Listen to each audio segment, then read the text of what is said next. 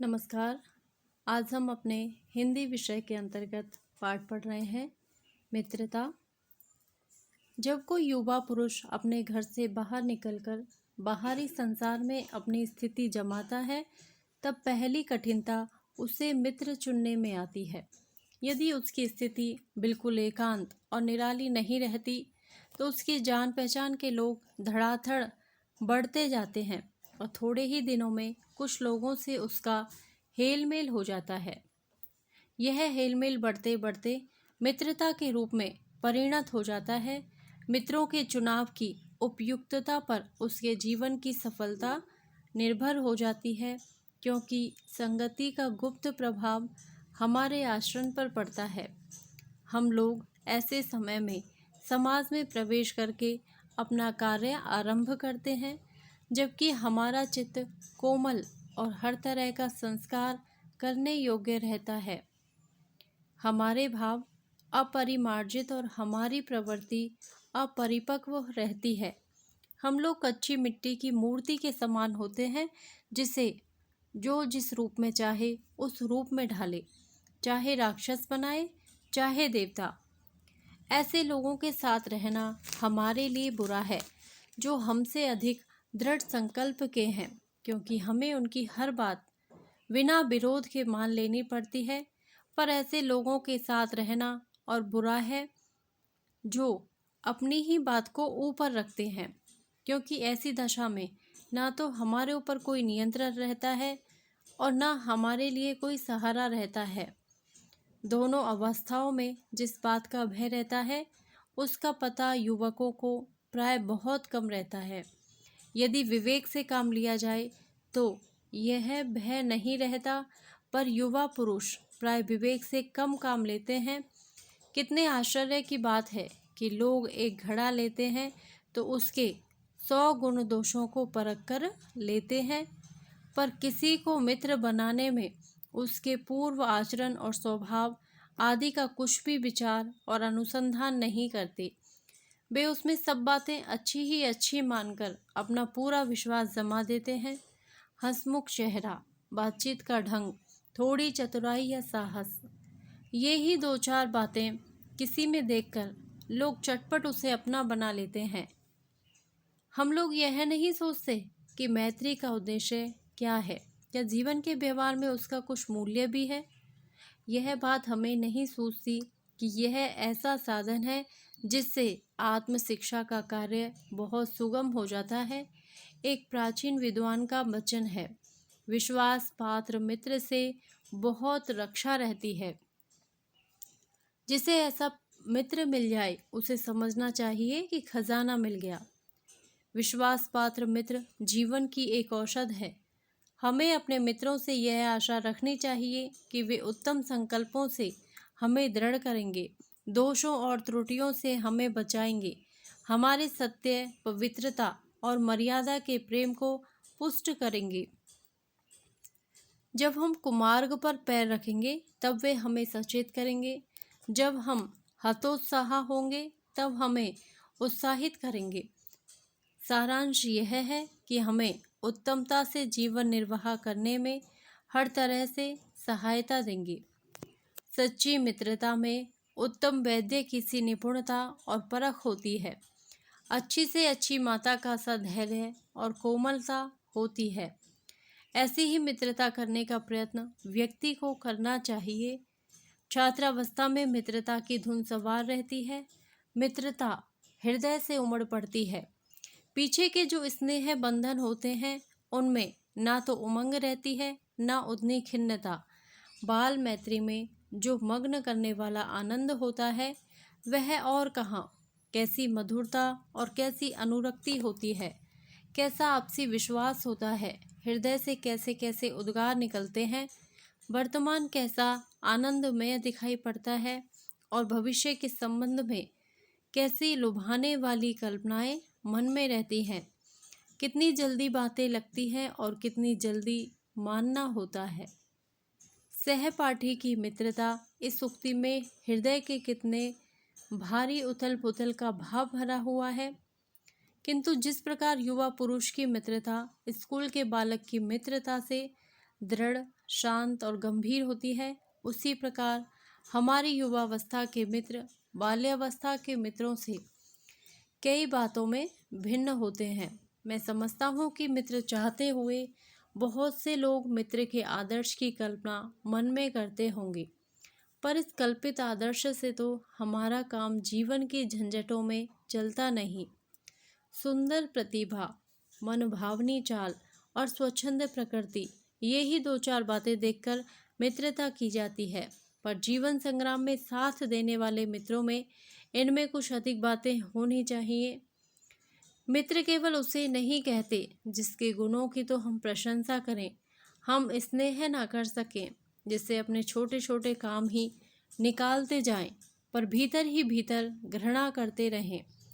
मित्र सच्चा पथ प्रदर्शक के समान होना चाहिए, जिस पर हम पूरा विश्वास कर सकें। मित्र भाई के समान होना चाहिए, जिसे हम अपना प्रीति पात्र बना सकें। हमारे और हमारे मित्र के बीच सच्ची सहानुभूति होनी चाहिए, ऐसी सहानुभूति जिससे एक के हानि लाभ को दूसरा अपने हानि लाभ समझे।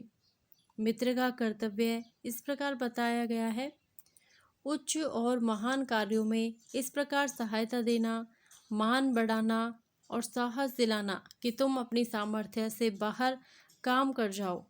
यह कर्तव्य उसी से पूरा होगा जो दृढ़ चित्त और सत्य संकल्प का हो। इससे हमें ऐसे ही मित्रों की खोज में रहना चाहिए जिनमें हमसे अधिक आत्मबल हो।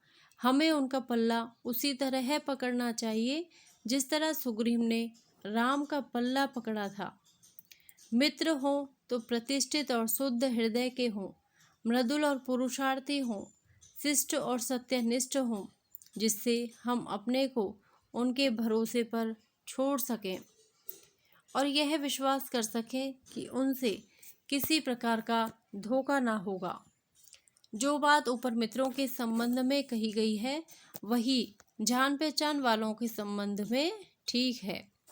जान पहचान के लोग ऐसे हों जिनसे हम कुछ लाभ उठा सकते हों, जो हमारे जीवन को उत्तम और आनंदमय बनाने में कुछ सहायता दे सकते हों, यद्यपि उतनी नहीं जितनी गहरी मित्र दे सकते हैं। मनुष्य का जीवन थोड़ा है, उसमें खाने के लिए समय नहीं। यदि का, खा और गा हमारे लिए कुछ नहीं कर सकते, ना कोई बुद्धिमानी या विनोद द्वारा हमें ढाढ़स बंधा सकते हैं, ना हमारे आनंद में सम्मिलित हो सकते हैं, ना हमें कर्तव्य का ध्यान दिला सकते हैं, तो ईश्वर हमें उनसे दूर ही रखे। आजकल जान पहचान बढ़ाना कोई बड़ी बात नहीं है। कोई भी युवा पुरुष ऐसे अनेक युवा पुरुषों को पा सकता है जो उसके साथ थिएटर देखने जाएंगे, नाच रंग में जाएंगे, सैर सपाटे में जाएंगे, भोजन का निमंत्रण स्वीकार करेंगे। यदि ऐसे जान पहचान के लोगों से कुछ हानि ना होगी तो लाभ भी ना होगा, पर यदि हानि होगी तो बड़ा भारी होगी। कुसंग का ज्वर सबसे भयानक होता है।